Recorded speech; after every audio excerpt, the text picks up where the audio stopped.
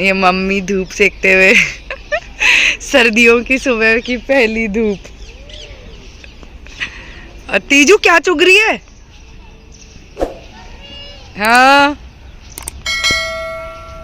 नाच के दिखा दो।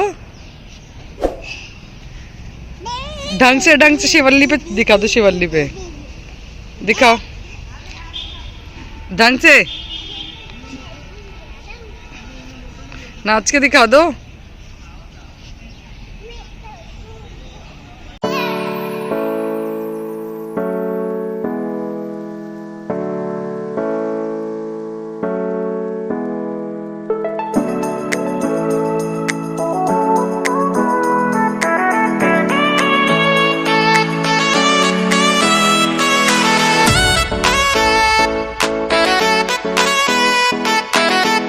Hi guys, welcome back to my channel Bhavna का सफ़र। और अभी बज रहे हैं सुबह के 9:30 और मैं उठी हूँ अभी। हम लोग रात में आ गए थे। हम आए हैं करणी माता के टेम्पल देशनोक, और आज का ब्लॉग होगा करणी माता के टेम्पल पे ही।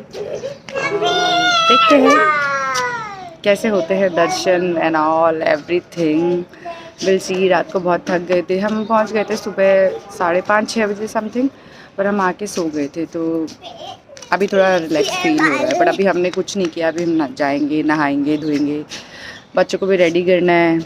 देखो खेल हो रहे हैं इनके। मतलब दिख तो सही अथर्व।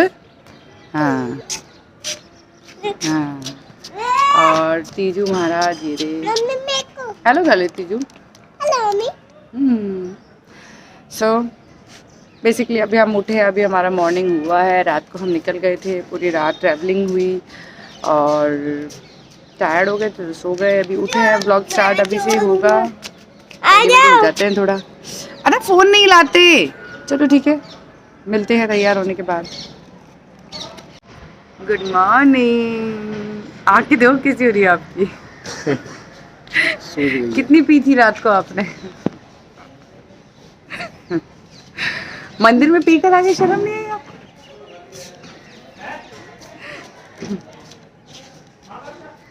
ये पीने का नहीं, पूरी रात जागने का असर है। ये तीजू का असर है, तीजू का। हाँ, तीजू पूरी रात गोदी में बैठी थी, सोने नहीं दिया बिल्कुल। ये इस पागल लड़की का असर है, इस पागल लड़की का। ये चिप्स खा रही है अभी। मिलते हैं मंदिर में। सुख देनो दुख मेटनो माँ कर्नल रो नाम, चरण शरण दे चारणी थाने पुनि पुनि करूं प्रणाम। सो आज हम आए हैं बीकानेर के, राजस्थान के अंदर स्थित बीकानेर ज़िले के दक्षिण में 33 किलोमीटर के बाद में एक गांव पड़ता है, उसका नाम है देशनोक। और वहाँ पे माँ जगदम्बा के रूप में माँ करणी को माना जाता है। यहाँ क्या लोगों का मानना है, इवन मेरा भी मानना है, हम सबका मानना है जो माँ करणी को मानते हैं, कि माँ करणी ने माँ जगदम्बा का अवतार लिया था। और जब वो माँ के गर्भ में थी तब से ही उन्होंने परिचय देना स्टार्ट कर दिया था। उन्होंने ये बता दिया था कि एक देवी मैया जन्म लेने वाली हैं, क्योंकि नॉर्मल इंसान का जन्म होता है आफ्टर 9 मंथ के बाद। लेकिन जब मैया गर्भ में थी तो 9 मंथ भी हो गए थे, इवन उसके बाद में 10 मंथ हो गए, फिर 12 हो गए, 15 हो गए, उसके बाद में भी मंथ निकलते गए, लेकिन मैया का जन्म हुआ नहीं। एंड ये सब सोच में लग गए थे कि यार क्या हो गया ये सब। लेकिन फिर फाइनली जब 21 मंथ्स हो गए थे तो मैया ने एक दिन सपने में, उनकी माँ के गर्भ में जब वो थी, वो सपने में आई जगदम्बा मैया, और उन्होंने उन्हें बताया कि मैं एज ए रिद्धू बाई मैं आपके यहाँ पे जन्म लूँगी, और मैं माँ जगदम्बा हूँ जो आपके गर्भ के थ्रू दुनिया का उद्धार करने के लिए मैं आ रही हूँ आपके थ्रू। तो ऐसे माँ करणी का जन्म हुआ। माँ करणी अपने माँ बाप की 6ठी संतान थी। उनसे पहले उनकी 5 बहनें हो चुकी, 5 बहनों का जन्म हो चुका था। और जब वो गर्भ में थी तो उनके पिता को पुत्र की चाह थी, तो उनके पिता ने सोचा था कि अब की बार तो पुत्र ही होगा, क्योंकि अब इतने मंथ निकल गए हैं, तो उन्हें मतलब ये 100% ये हो गया था कि उन्हें पुत्र ही होगा, उन्हें ज़्यादा यही लग रहा था। लेकिन देन मैया हो गए। एंड उसके बाद में जब उनका जन्म हुआ था विक्रम संवत 1444 अश्विनी शुक्ल में 7वें शुक्रवार को 20 सितंबर 1387 के अंदर जोधपुर में एक फलोदी नाम का एक गांव है, उसके पास में सुवाप करके ग्राम है, वहाँ उनका जन्म हुआ था। और ये चारण कुल के मेहा जी कीनिया की पुत्री हैं, जो कि बाद में करणी माँ के तौर पे, इनका बचपन का नाम था रिद्धू बाई और बाद में ये एज ए करणी माँ पहचानी गई। इनकी माँ का नाम था श्रीमती देवल बाई। जब माँ का जन्म हुआ तो उनकी जब वो कहते हैं ना सूर्य पूजन जब होता है, तब सूर्य पूजन में उनकी बुआ उनके घर आई थी। तो उनकी बुआ को यूँ लगा कि मतलब उन्हें ये था कि लड़का होगा, लेकिन फिर भी लड़की हो गई, तो उन्होंने ना ऐसे गुस्से में थोड़ा सा उनके सर पे मार दिया ऐसे। तो जब वो सर पे मार रही थी तो उनकी उंगलियों में बैंड आ गया, उनकी उंगलियां मुड़ गई थी। एंड देन उसके बाद में वो मतलब सही नहीं हो पाई थी, उनकी उंगलियां मुड़ गई थी। तो उनकी बुआ को लगा कि ये तो चमत्कारी है, मतलब ये तो इन्होंने गॉडेस है, ये नॉर्मल आदमी, नॉर्मल ये नहीं होता है ऐसा। तो उनको लगा ये कुछ डिफरेंट है। तो तब उन्हें ये लगा कि ये तो करने वाली है, लाइक जो कोई नहीं कर सकता वो मैया कर सकती हैं, माँ कर सकती हैं, ये चमत्कार करने वाली हैं, ये नॉर्मल नहीं, ये कुछ करेंगी। तो तब से उनका नाम रिद्धू बाई से उन्होंने चेंज करके माँ करणी रख दिया। करणी के नाम से उन्हें जाना जाता है, इसी वजह से उन्हें आगे भी हम करणी माँ के नाम से जानने लगे हैं।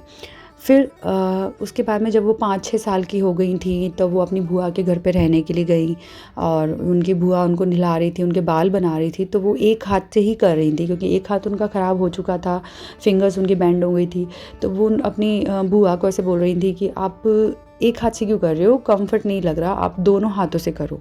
तो उनने बोला कि मैं दोनों हाथों से कैसे करूँ, मेरा तो एक हाथ काम ही नहीं करता है। तो उन्होंने बोला मुझे दिखाओ कि कैसा क्या है।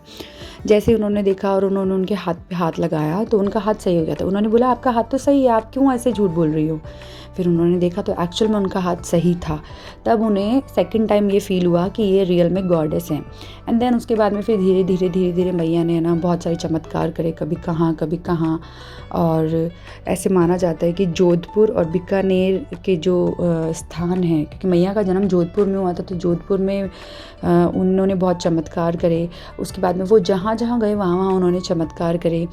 शासन, मतलब जब राजाओं का शासन था तब उन्होंने राजाओं की बहुत मदद करी थी युद्ध जीतने में और बुराई पे विजय पाने में। और यहाँ पे जितने भी ये चूहे दिख रहे हैं, क्योंकि माता के मंदिर को बेसिकली चूहों के लिए जाना जाता है, लोग ऐसे बोलते हैं कि यहाँ बहुत सारे, बट इन्हें चूहा नहीं कहा जाता, इन्हें कहा जाता है काबा। चूहा बोलना गलत बात होती है, इवन मैं भी कह रही हूँ, लेकिन मैं आपको बताने के लिए कह रही हूँ।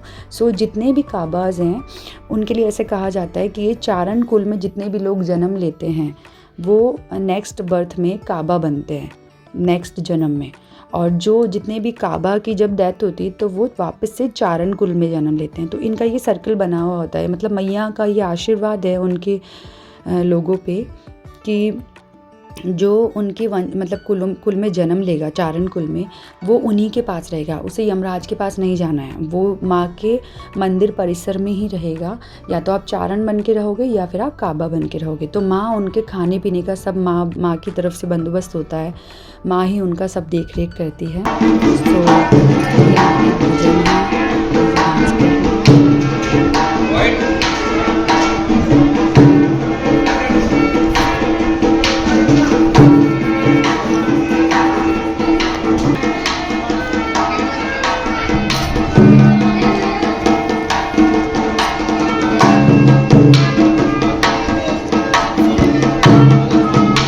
तीजू इधर देखो।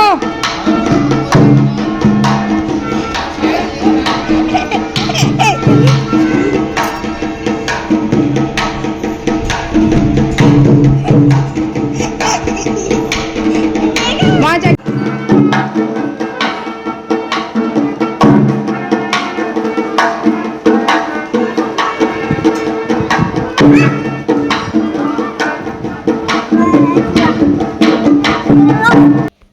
ये जो गेट आप देख रहे हैं ये चांदी से बने हुए हैं और इसके अंदर इतनी सुंदर सुंदर कलाकृतियाँ हैं। माँ सरस्वती जी की चित्र है, माँ जगदम्बा का चित्र है और विष्णु भगवान का चित्र है, सातों बहनों का चित्र है और जितने भी हिंदू देवी देवता हैं उन सब की कलाकृति बनी हुई है। और मुख्य द्वार पर ये हाथियों का 3 हाथियों का फेस बना हुआ है जो कि बहुत सुंदर लगता है। और उसके बाद में थोड़ा आगे हम ये देखिए माता जी की चांदी में बनी हुई पिक्चर, बहुत एक हाथ में त्रिशूल लिए हुए माता जी खड़े हैं, कमल पे माता जी लक्ष्मी, और ये वैष्णो देवी का अवतार जो कि महिषासुर का वर्धन करते हुए। अलग अलग रूपों में माता ने जहाँ जहाँ अवतार लिए हैं, अलग अलग रूपों में माता का यहाँ पे चित्रों की कलाकृतियाँ बनी हुई है। ये सिंह रूप, माता के मुख्य द्वार पर सिंह बने हुए हैं।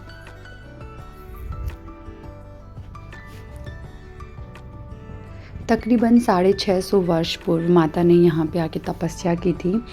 यहीं से कुछ दूरी पे स्थित है माता जी का पुराना मंदिर, जहाँ पे कहा जाता है कि माता जी ने बिलोना किया था। और वो जिस पेड़ से माता जी ने बिलोना किया था वो पेड़ अभी भी वहाँ पे है। अभी हम वहाँ जाएंगे, मैं आपको वहाँ की पिक्चर्स दिखाऊंगी। ये माता जी के लिए, मतलब माता जी के मंदिर परिसर में आगे की साइड में कबूतरों के लिए जो दाना डाला जाता है, वो अभी दोपहर का टाइम है तो कबूतर इतने थे नहीं। और ये कुछ वही हर मंदिर में जो होता है प्रसाद और बैंगल्स वगैरह, थोड़ी शॉपिंग अगर आप करना चाहें तो। आफ्टर हम सुबह निकल गए थे तो हमें थोड़ा चाय का वो हो गया था, इसलिए हमने सोचा थोड़ी चाय पी लेते हैं।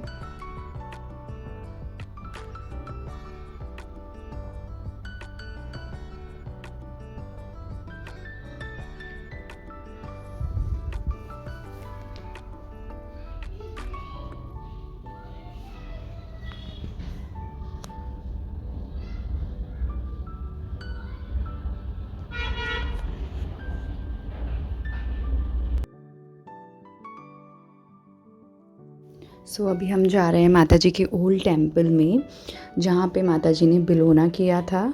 और ऐसे कहा जाता है कि माता जी 11 महीने तक वहीं रहे थे, वहीं रहकर उन्होंने बिलोना किया। वहाँ पे भी उन्होंने बहुत सारे चमत्कार किए। ये माता जी का प्रसाद जो कि मंदिर परिसर में बनाया गया था। और यहाँ पे भी नीचे की साइड में शिवजी भगवान की एक गुफ़ा है, गुफ़ा के अंदर शिवजी भगवान का मंदिर है।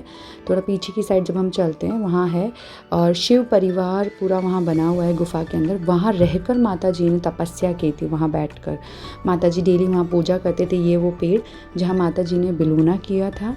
और इस मंदिर परिसर में भी चूहे हैं बहुत सारे। आपको चूहे देखना, सिर्फ ये ब्लैक चूहे यहाँ दिखेंगे, जो काबा है वो यहाँ दिखेंगे और वहाँ दिखेंगे, उसके अलावा आपको बाहर नहीं दिखेंगे ये काबा। तो ये माता की इनके ऊपर कृपा है। और ऐसे कहा जाता है कि यहाँ पे तकरीबन कोई 20,000 या 25,000 काबा हैं। ये भी मैंने है ना, मुझे एक्चुअल नहीं पता कितने हैं, ये भी मैंने सर्च किया था इधर उधर से, क्योंकि एक्चुअल नॉलेज तो मुझे नहीं लगता किसी को पता है एक्चुअल चीज़ जो है, क्योंकि ये हम जो सुनते हैं ना, हम उन्हीं को, हमें उतना ही नॉलेज होता है। तो इसलिए इससे ना ऐसे ना लेके चलना कि जो मैंने बोल दिया वो सही है। जो मैं बोल रही हूँ वो ऐसा है कि वो मुझे भी कहीं ना कहीं से पता चला है। अगर मुझसे कोई गलती हो जाए तो प्लीज़ मैं हाथ जोड़ के माफ़ी मांगती हूँ, क्योंकि ये भगवान का मंदिर है, भगवान के बारे में कुछ भी गलत बोलना सही नहीं है।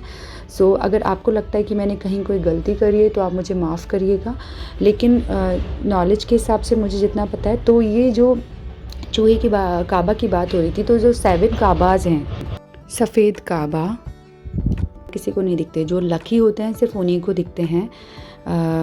तो मुझे तो नहीं दिखे थे, शायद मैं इतनी लकी नहीं हूँ, लेकिन हाँ ठीक था।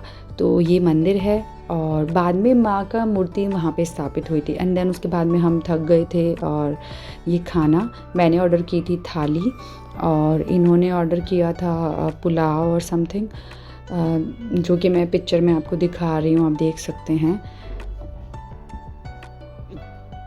खाना एंजॉय करने के बाद में हम वापस गए थे बीकानेर से हमारी ट्रेन थी।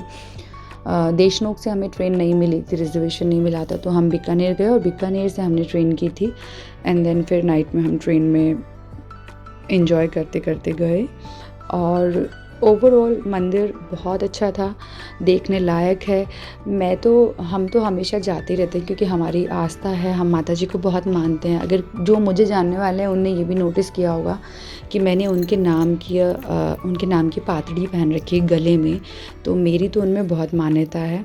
मुझे तो ऐसा लगता है कि मेरी लाइफ में जो भी अच्छा हो रहा है वो उन्हीं के कारणों से हो रहा है, मुझे ऐसा लगता है। सो अब मैं ये अब आपकी इच्छा है, अगर आप देखना चाहते हैं तो आप ज़रूर जाइए। और हर मंदिर एक आस्था का प्रतीक होता है, तो आपको ज़रूर जाना चाहिए, क्योंकि अब जब हम हिंदुस्तान में रहते हैं तो हिंदू रिलेटेड जितने भी मंदिर हैं वो हमें एक बार तो विज़िट करने ही चाहिए। और क्योंकि अब ये स्पेशल है बिकॉज़ ऑफ काबास, तो आपको एक बार तो ज़रूर जाना चाहिए। सो आज का व्लॉग अब यहीं तक था। अब रात हो चुकी है, मैं भी सोऊंगी और मिलते हैं नेक्स्ट व्लॉग में। देखते हैं नेक्स्ट व्लॉग किस चीज़ पे बनता है। वैसे मैं सोच रही हूँ कुछ फूड चैलेंज जैसा कुछ करूँ, अभी बहुत हो गया ट्रैवलिंग। और सो चैनल को सब्सक्राइब करिए, लाइक करिए, शेयर करिए। कंटेंट पसंद आता है तो प्लीज़ कमेंट करिए। और हाँ, अगर इसके बारे में आपको कुछ भी जानकारी चाहिए, कुछ भी आपको अजीब लगे कुछ भी, तो आप कमेंट करिए कि आपको कुछ जानना है अबाउट व्लॉग और अबाउट एवरीथिंग।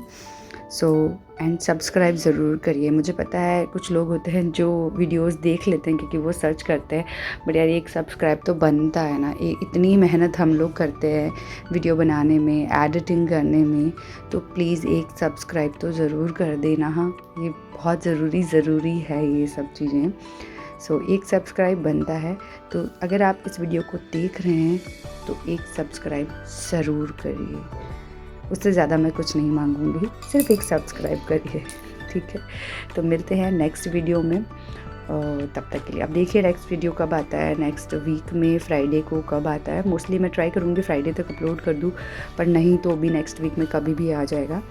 तो इंतज़ार करिए नेक्स्ट वीडियो का। तब तक के लिए गुड नाइट, बाय।